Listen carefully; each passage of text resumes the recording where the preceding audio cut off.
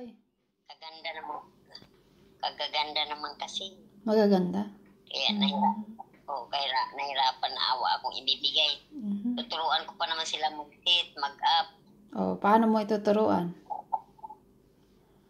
Tuwing madaling araw, hindi ako nakabili ng pagkain nila. Para Ano pagkain nila? Longganisa? hindi yung pang-tricks. Pang treats.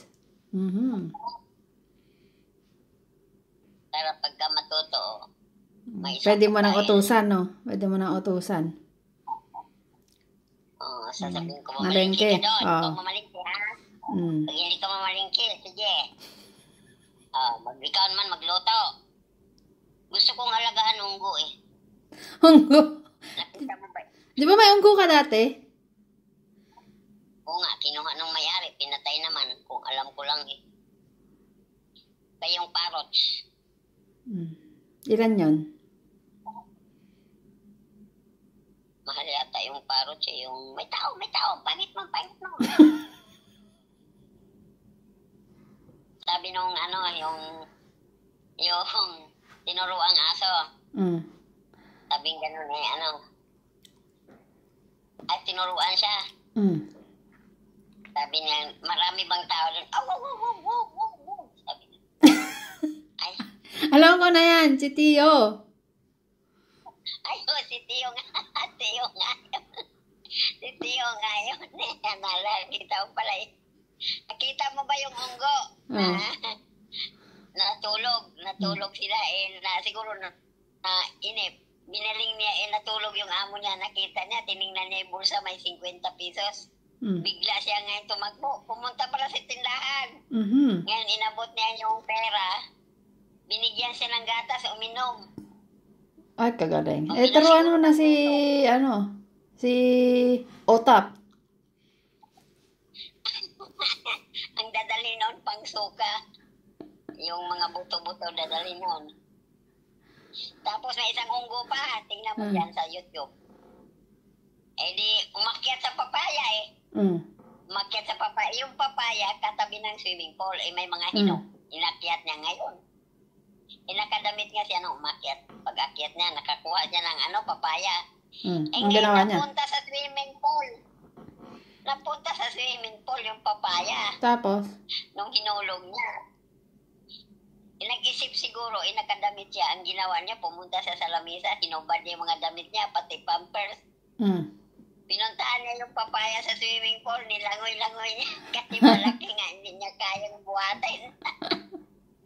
Nung nalaonan, nabuhat din niya. Hindi ko nakita kung nagbihis siya uli. Gustong-gusto siguro. Naglaba yun? Papaya. Naglaba? Naglaba yun. Yung nakyat din niya sa yung aso na yun, naglaba. Inakyat niya doon sa sinampay niya sa mga alambre yung ang galing nga eh, nagwasing pa eh. Nagluto ng itlog. Nagluto ng itlog. Nakita mo ba? Oo. Nagluto siya ng itlog pala. Turuan mo na yung mga, mo dyan, mga alaga mo. Nako, tuturuan magtae. Tae sa isang gilid. Ilan laba sila? 6. 5. Dapat ipamigay mo dyan yung 2. Ang ipapamigay mo mga babae. Mga babae? Oo, ang iiwanan mo ng lalaki. Kasi nanganganak nga eh.